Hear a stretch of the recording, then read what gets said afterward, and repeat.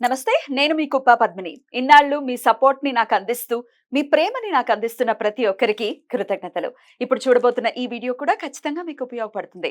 Like, share and subscribe చేసి మీ ఇష్టాన్ని, అలాగే మీ సపోర్ట్‌ని నాకందించండి. అలాగే ఈ వీడియో పట్ల మీ అభిప్రాయాన్ని కామెంట్ సెక్షన్‌లో కామెంట్ చేసి నాకు తెలియజేయండి. నమస్తే. జ్యోతిష్య శాస్త్రం ఒక అద్భుతం. వేదాంగమైన జ్యోతిష్య శాస్త్రం అనేటువంటిది మానవ జీవన గమనానికి ఒక వరం. జ్యోతిష్య శాస్త్రం నీ జీవితంలో వెలుగునింపే ఒక భాష.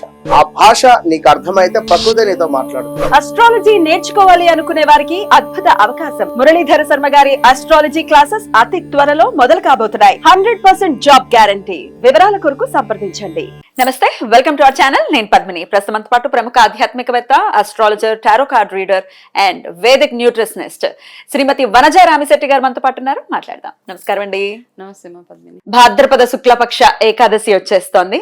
అద్భుతం. ఏకాదశి అనగానే మీ ఫేస్ లో ఒక బ్యూటిఫుల్ స్మైల్. బికాస్ మీకు చాలా ఇష్టం ఏకాదశి తిథులు అంటే. ఏకాదశి ట్రాన్స్ఫర్మేషన్.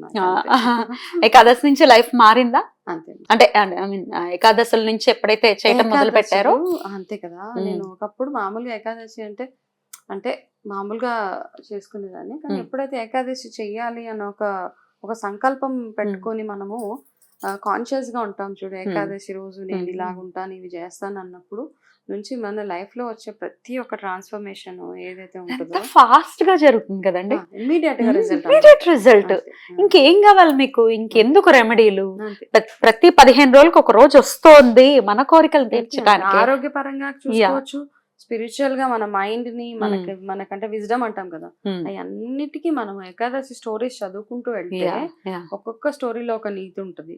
అండ్ ఒక్కొక్క ఏకాదశిలో ఒక్కొక్క పవర్. అంటే మనం చేస్తూ ఉంటే ఆటోమేటిక్ గా మనకి ఆ దేవుడి పట్ల అట్రాక్షన్ అవన్నీ ఆటోమేటిక్ గా వచ్చేస్తాయి. కోరికలు తీరడం తృణప్రాయం స్వామికి కదా.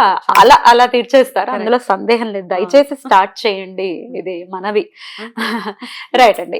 పరివర్తన ఏకాదశిగా పిలువబడేటటువంటి ఈ ఏకాదశి అద్భుతమైనటువంటి ఏకాదశి.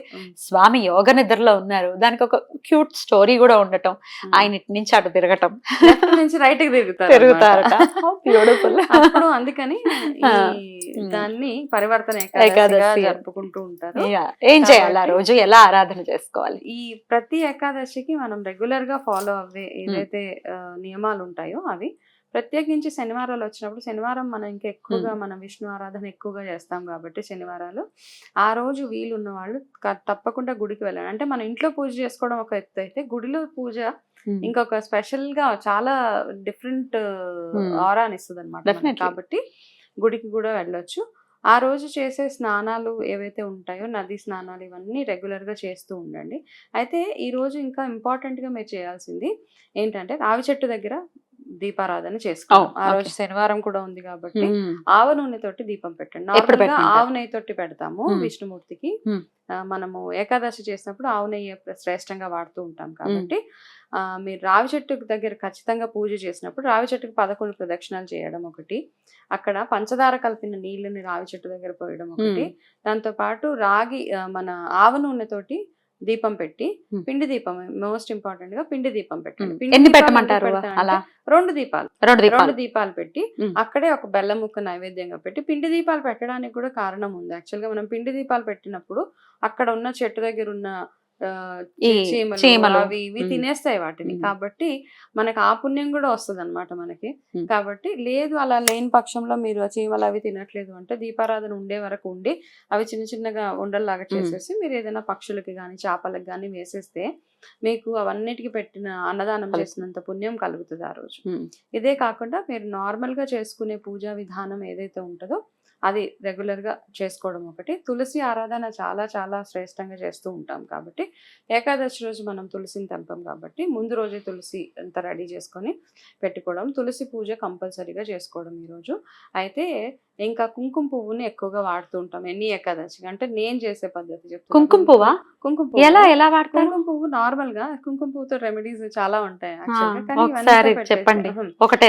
నార్మల్ గా మీరు పచ్చి పాలలో కాస్త కుంకుమ పువ్వు వేసేసి అందులో కొంచెం పంచదార అది వేసి దేవుడి దగ్గర పెట్టి అదే ప్రసాదంగా తులసి దళాలు వేసి ప్రసాదంగా తీసుకుంటూ ఉంటాం కదా. అయితే మన మనసులో ఏదైనా కోరిక ఉంటే కూడా ఈ కుంకుమ పువ్వుని భగవంతుడి దగ్గర కాస్త నీళ్ళల్లో కానీ పాలల్లో కానీ కాస్త వేసి అలా, అంటే ఎక్కువ పాలు కాదు, జస్ట్ అదంతా కుంకుమ పువ్వు నానే అంతా పెట్టేసి ఆ బొట్టుని మన మనసులో, అంటే ఆరోగ్య సమస్యలు, ఎస్పెషల్లీ ఆరోగ్య సమస్యలు ఉన్నవాళ్ళు మీరు విష్ణు సహస్రనామం చదివిన తర్వాత మాల ఏదైతే ఉంటుందో ఓం నమో భగవతే వాసుదేవాయ నమః పసుపు కలర్ లో ఉన్న ఓం నమో భగవతే వాసుదేవాయ, ఓం నమో భగవతే వాసు, ఇట్లాంటి మాల ఉంటే తులసి మాల ఉంటే తులసి మాలని చక్కగా తులసి మాలతోటి జపం చేయడం స్టార్ట్ చేయండి. అయితే మీరు ఏంటంటే ఏకాదశులప్పుడు ఇట్లాంటి మాల నేను 11 తిప్పుతారా? బాబా, ఓం నమో భగవతే వాసుదేవాయ నమః అంటే 1008 సార్లు అయిపోతుందా? 11. ఎందుకంటే మనకి ఏమవుతుంది అంటే టైం ఉంటే చేయొచ్చు చక్కగా. మీరు అది చేస్తూ ఉంటే చూడండి ఒకలాంటి పీస్ఫుల్నెస్ వచ్చేస్తుంది అనమాట. మనకి మెడిటేషన్ అంటాము, ఇంకా మనకి ఈ నామం తప్పిస్తే ఇంకా ఏది వినబడదు మనకి. అది చేస్తూ చేస్తూ ఉంటే మీకు ఆ ఒక్క నామమే చేసేటప్పుడు మీకు తెలుసు కదా, ఇది క్రాస్ చేయకూడదు. క్రాస్ చేయకూడదా? ఇది క్రాస్ చేయకూడదు. ఎలా? ఈ జపం చేసేటప్పుడు ఇప్పుడు మనము ఇది ఇలా తిప్పుతూ ఉంటాం కదా. అవునండి కదా, ఇది తిప్పుతూ ఉంటాం. ఇది తిప్పిన తర్వాత ఇది ఈ వేలు తగలకూడదు, చూపుడు వేలు తగలనివ్వం కదా మనం జపమాలకి, చూపుడు వేలు తగలనివ్వము. ఇది తిప్పేస్తాము. ఇది తిప్పిన తర్వాత ఇది మొత్తం తిప్పేస్తాం కదా.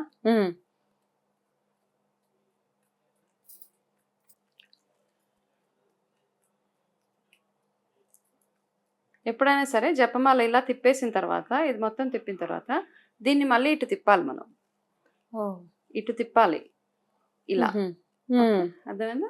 ఇది క్రాస్ చేయద్దు మళ్ళీ ఇలా అని కొంతమంది చాలా తిప్పేస్తుంటారు. ఇక్కడికి ఒకటి కౌంట్ చెప్పేసి మళ్ళీ ఇది దాటకూడదు, దీన్ని మళ్ళీ ఇటు తిప్పుకోవాలి మీరు. కట్ చేసుకోండి. ఇది ఇక్కడ వరకు వచ్చేసిన తర్వాత దీన్ని మళ్ళీ ఇటు తిప్పి మళ్ళీ జపమాల అలా చేయాలా? జపమాల చేసి రౌండ్ తిప్పడానికి లేదు, దాటకూడదు అనమాట. దాటితే మీరు చేసిన జపానికి ఫలితం ఉండదు. కాబట్టి ఇట్లాంటి తులసిమాల ఒకటి తెచ్చి పెట్టుకోండి. నెలలో 2 ఏకాదశులు వస్తూ ఉంటాయి. రెమెడీస్ చాలా ఉన్నాయి, ఎన్నో చెప్పేశాను, చాలా చాలా ఉన్నాయి. మీకు ఆర్థిక సమస్యలు ఉంటే తులసి అమ్మవారి దగ్గర ఆవు నేతో దీపం పెట్టి ఒక 11 కాయిన్స్ అమ్మవారి దగ్గర పెట్టి 11 ప్రదక్షిణాలు చేసి ఆ కాయిన్స్ ని మీరు ఒక ఎర్రటి బట్టలో కట్టి మీరు బిజినెస్ చేసుకునే ప్లేస్ లో పెట్టుకోవచ్చు. అలా చేసినప్పుడు మీరు ఇంపార్టెంట్ గా గుర్తుపెట్టుకోవాల్సింది ఏంటంటే, ఎనీ ఏకాదశి ఆర్థిక పరమైన సమస్యలు ఉన్నప్పుడు ఈ రెమెడీని రిపీట్ చేస్తూ లక్ష్మీ అష్టోత్తరాన్ని చదవడము, లేకపోతే శ్రీ సూక్తాన్ని చదువుకుని ఉంటే సరిపోతుంది మనకి. అద్భుతం.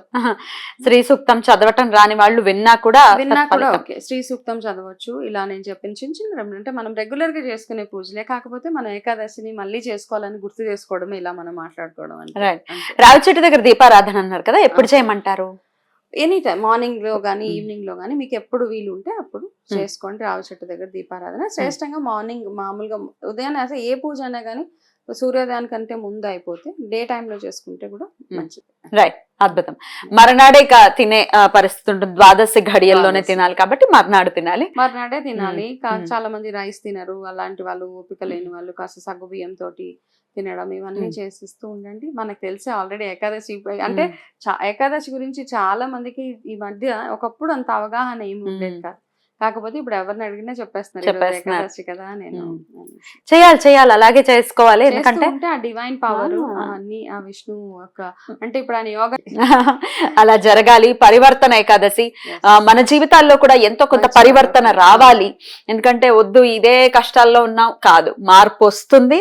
మీరంటూ భగవంతుడిని ఆశ్రయించున్నాడు.